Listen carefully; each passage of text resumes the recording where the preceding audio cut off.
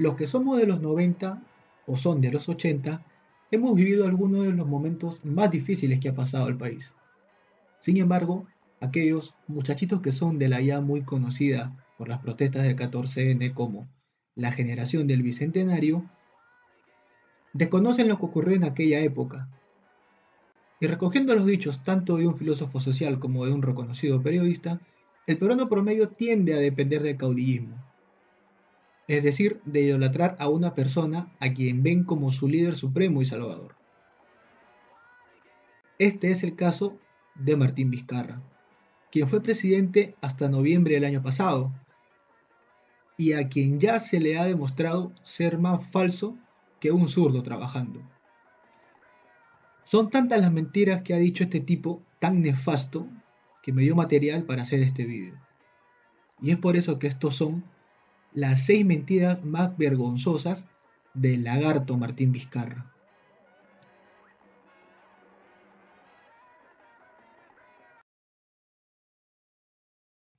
Número 6.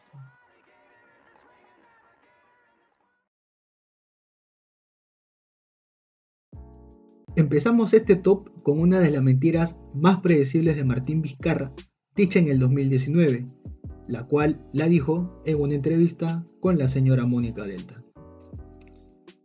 O sea, ¿por qué no Pero sé la si educación, es algo tan... la salud, que también tiene niveles, digamos, de... Estamos trabajando en ello, estamos trabajando en ello.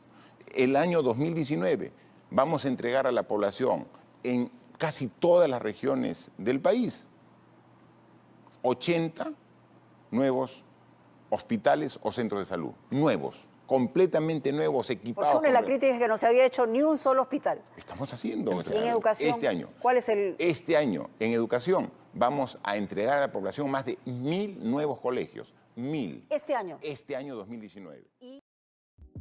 Como oyeron bien, el expresidente Vizcarra anunció la entrega de 1.000 colegios y 80 hospitales nuevos a finales de ese año. Una promesa que ni Jacob Mubarán se atrevería a hacerla porque en el Perú es evidentemente imposible cumplirla. Entonces este tipo pecaba de populista, considerando además que muchas empresas y hasta quién sabe, trabajadores del Estado empezaron a frotarse las manos con las irresponsables promesas de este sujeto, que como todos sabemos nunca las cumplió, el cual comenzaba con sus obvias mentiras a mostrar su verdadero rostro. Pero no encuentran explicación que quieren ahora encontrar explicación hasta el punto de vista de que entonces seguramente si esto no encuentro, porque sí puede ser el mismo periodista, pero esto no corresponde, tanta cosa, no, entonces debe haber algo que no se dice, como usted mismo me lo ha dicho. Número 5.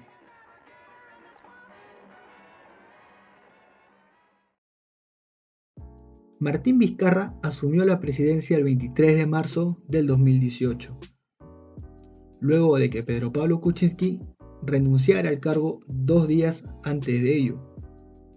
Una vez que asumió el cargo, Vizcarra le concedió una entrevista a la cadena Reuters, donde negó haberse reunido con Keiko Fujimori. ¿Se ha reunido con Keiko? No. Quisiéramos reunirnos ya planteados los proyectos de reforma con todas las fuerzas políticas, ¿no? Pensábamos reunirnos en el mes de julio, incluso lo anunciamos. Sin embargo, la coyuntura ha hecho que esto posterguemos seguramente a partir de la tercera semana de agosto, donde vamos a pedir reuniones con todas las fuerzas políticas, con todos los líderes de las fuerzas políticas, para explicarles el planteamiento que hemos hecho a través de las medidas que presentaba el Congreso de la República. Días después, la popular señora K reconoció en un programa de Canal N haberse reunido 2 veces con el lagarto. Yo quiero preguntarle, porque antes que se me pase, ¿usted se ha reunido con el presidente Vizcarra después que él juramentó? Mire, cuando estuve en el programa de Beto Ortiz una semana antes de la vacancia, me hizo esa pregunta y yo señalé claramente que la única vez que había visto al presidente ahora, Vizcarra, en ese entonces vicepresidente, fue en la reunión de Palacio. Pero después que él juramentó, ¿se reunieron? Sí. ¿Sí? Sí.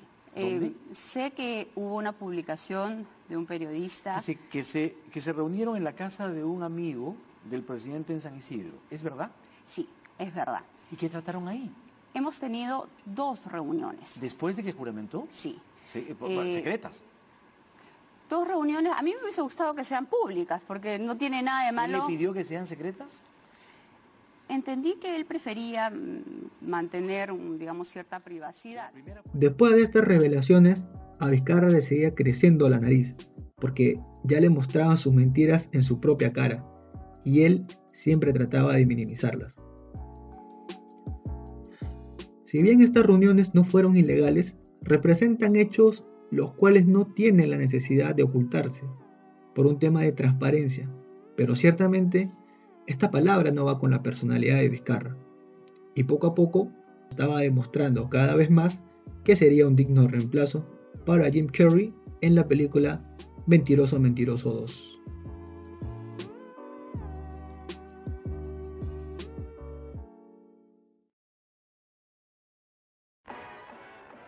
Número 4.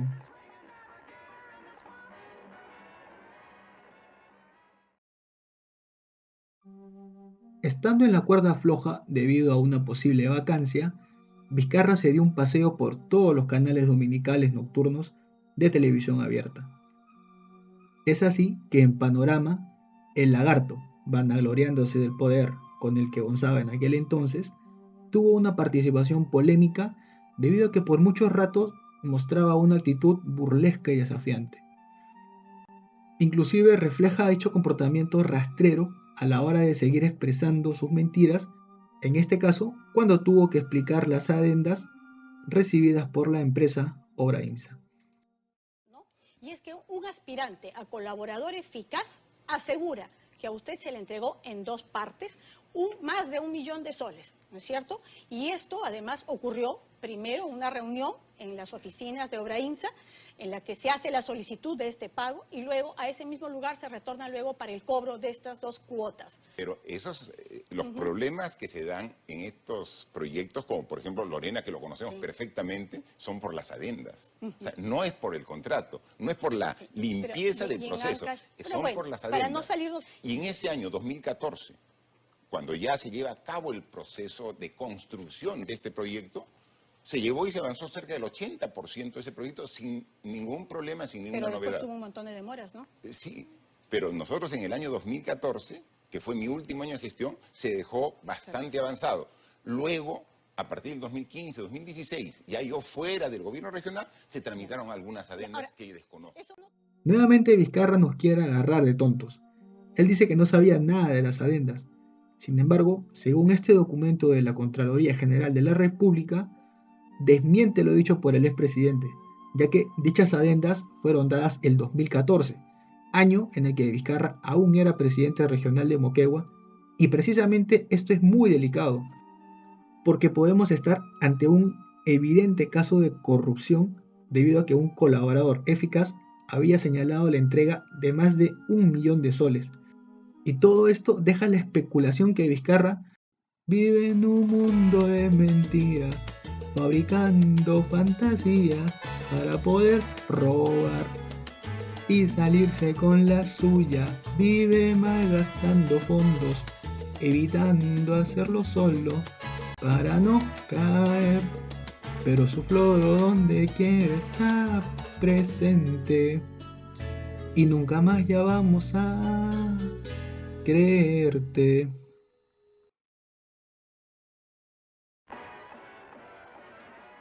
Número 3.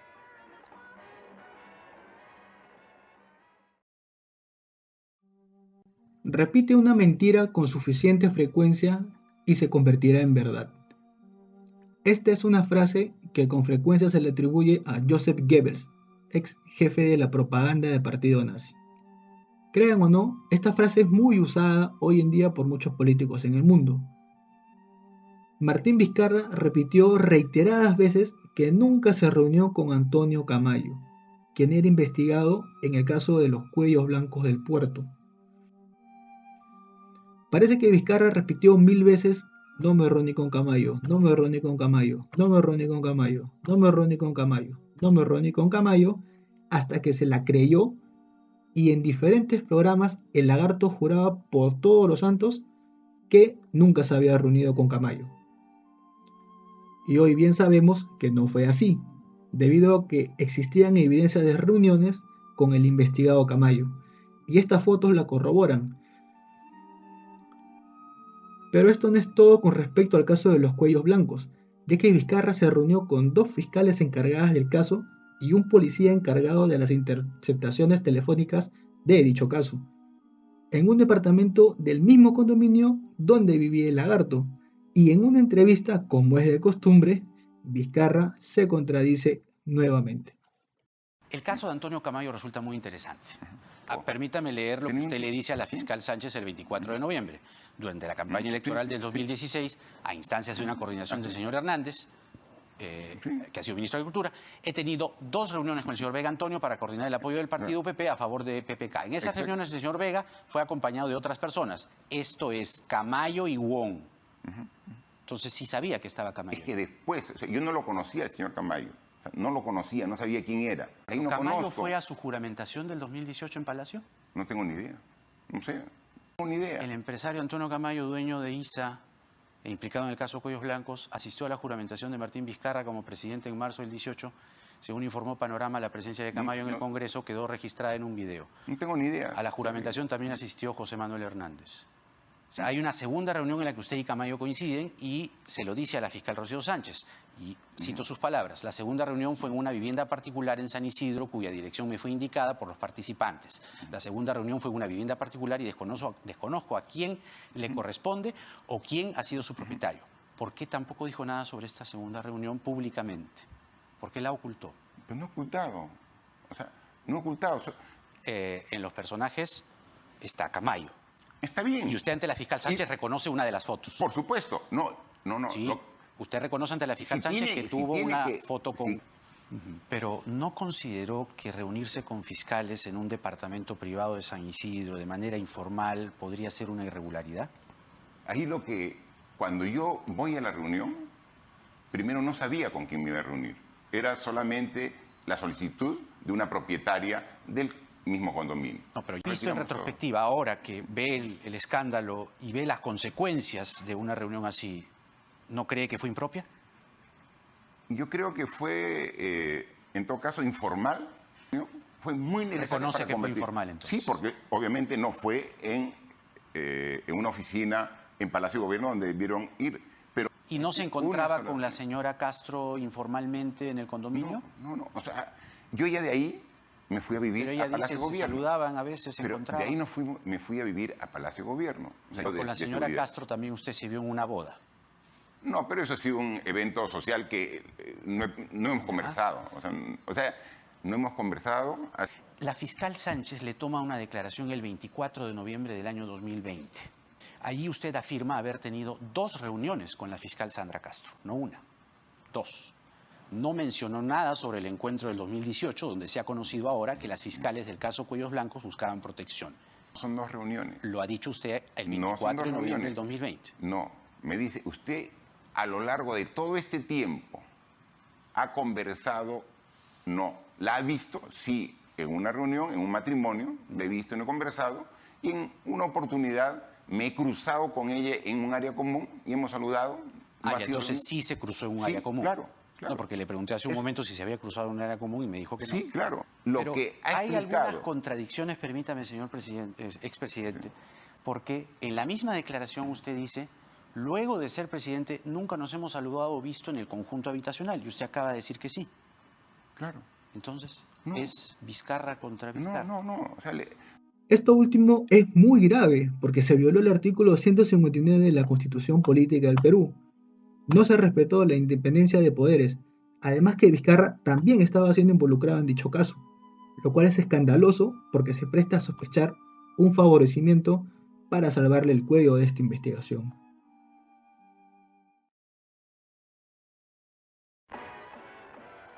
Número 2.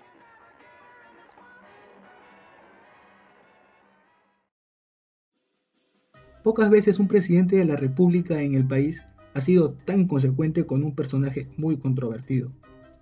Ese es el caso de Martín Vizcarra y Richard Swing. Esta particular relación entre estos dos sujetos viene dada por lo menos desde el 2013, cuando el Lagarto era gobernador regional de Moquegua, donde el señor Swing realizaba eventos para el gobierno regional moqueguano. ¿Y qué creen? Otra vez, Vizcarra negó muchas veces haber conocido en esa época al señor Swing. Y lo he manifestado. El señor Cisneros ha ingresado en 3 oportunidades, una para ver al señor Máximo San Román, otra para Karen Roca y otra para Miriam Morales. Ok, entonces usted nos señala que nunca se reunió con usted. Conmigo no se ha reunido. Pero entonces, ¿por qué en ese audio usted dice que sí? Yo le he saludado. No, en la conversación. Pero no me he reunido. En la conversación dice, es más, dice, me reuní acá, en esta sala. Y luego sobre la pregunta sobre el señor Richard Cisneros. Lo dije en una pregunta anterior, que lo conocí el año 2016 en la campaña electoral a la presidencia del candidato Pedro Pablo Kuczynski. Ahí lo conocí. Y que se ha tratado incluso de manera burda de querer demostrar que mi relación es mucho más antigua. ¿Cuántas veces lo vio usted? Yo lo he visto en la campaña lo habré visto alrededor de unos 4 o 5 veces. O sea, era en los mítines de cierre. Digamos, esa demostración de arrogancia y de poder del señor Cisneros.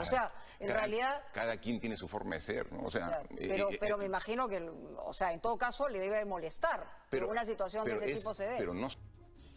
Como ya se ha dicho, esta relación viene dada desde el 2013.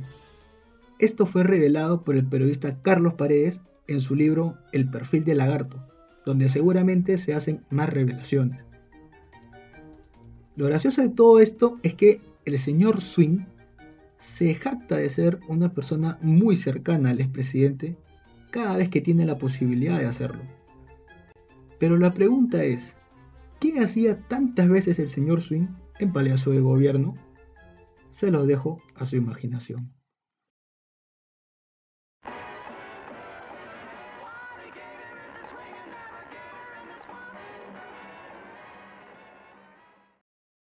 Se sabe ya también que el señor Jaime Alemán visitó Palacio de Gobierno en más de una ocasión para hacerle su respectiva limpia al lagarto.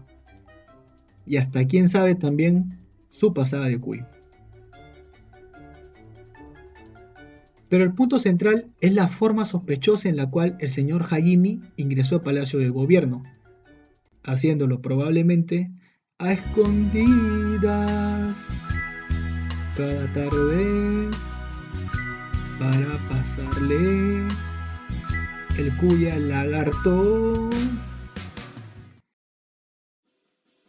Este acto de dejar ingresar al señor Jaime sin registrarse, valga la redundancia, en el registro de ingresos a Palacio por la zona que correspondía, ya lo había hecho con el señor Swing, el cual negaba.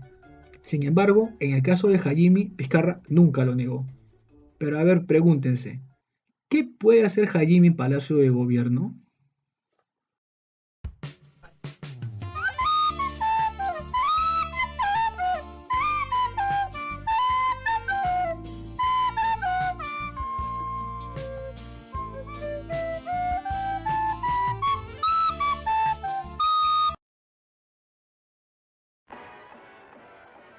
Número 1.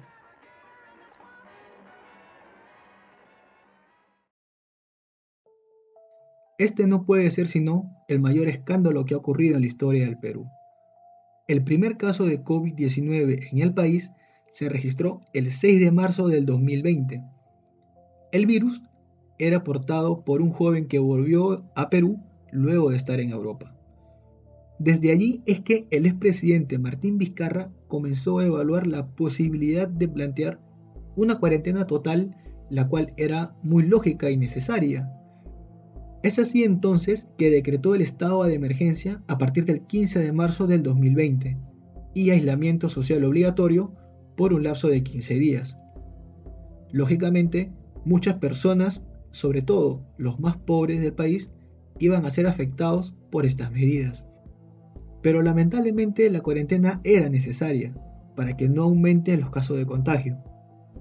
De esta forma, es así como podemos intuir que a partir de este momento, Vizcarra empieza a desarrollar su más ruin plan mejor elaborado.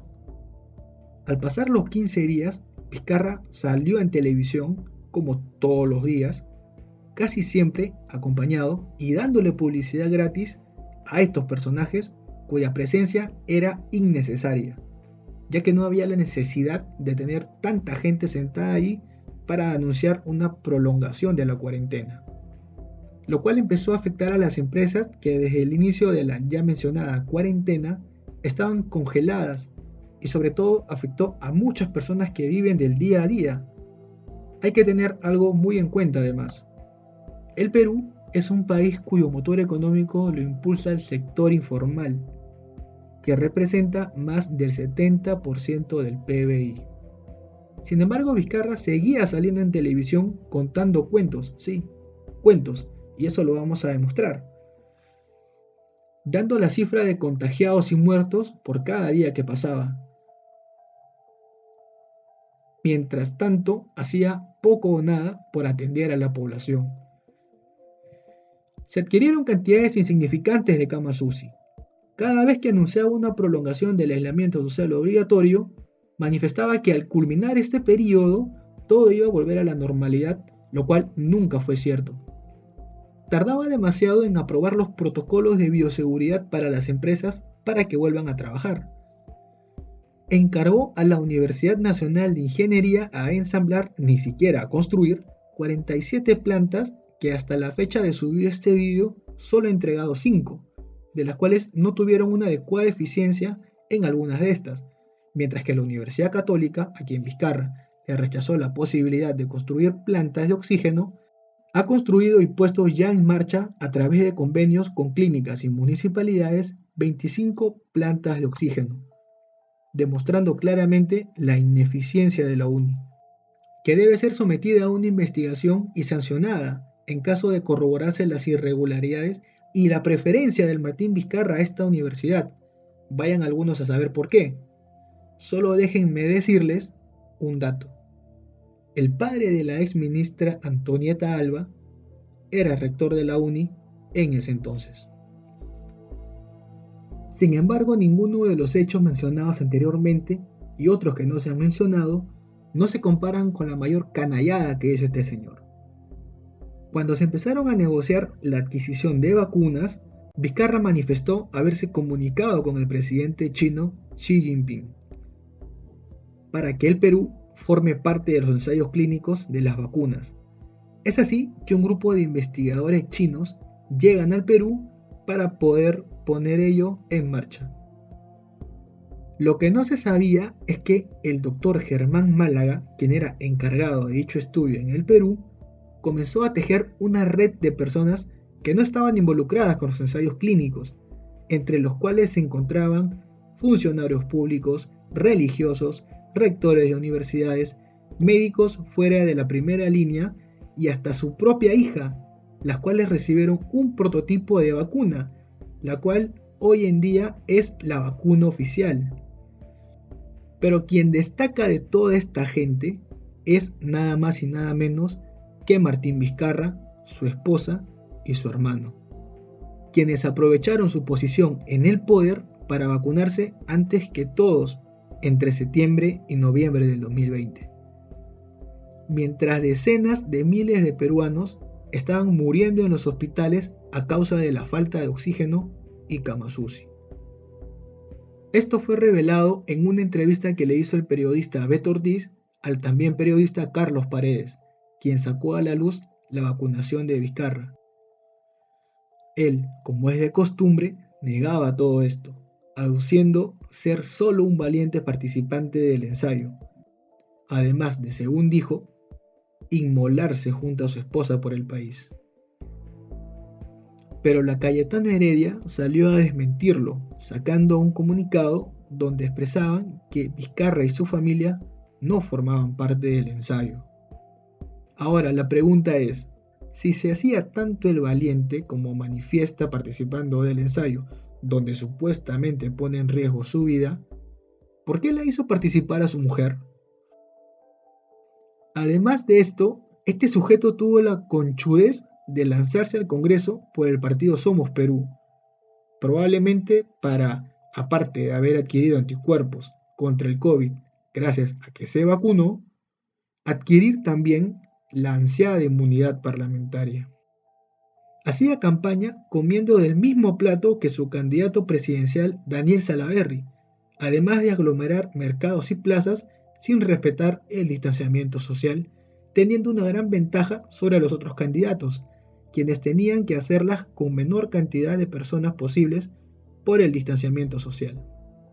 Vizcarra sabía muy bien que sus apariciones todos los días en la televisión al mediodía, a la hora del almuerzo, metiendo su rico floro, iba a aumentar su popularidad, dándoselas de salvadora intelectual mostrando gráficos a raíz de las frases que lanzaba. Hubo gente que hasta le hizo canciones, como por ejemplo este ingenuo. Inclusive quisieron paralizar el país el día de su cumpleaños. Sinceramente no sé si da ganas de reír o llorar con esto. Happy birthday,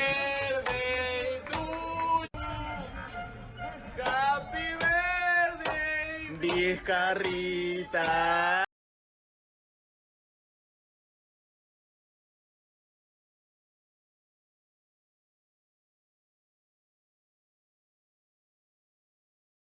¡Feliz cumpleaños, Vizcarra! ¡Nuestro Presi! ¡Viva Vizcarra! ¡Feliz cumpleaños, Vizcarra!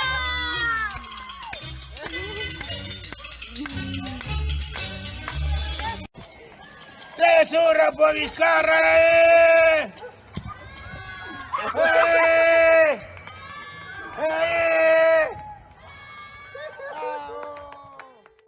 Todas estas artimañas se vinieron abajo con la confesión del doctor Málaga, quien ha dejado por los suelos la imagen de la comunidad científica del Perú ante el mundo.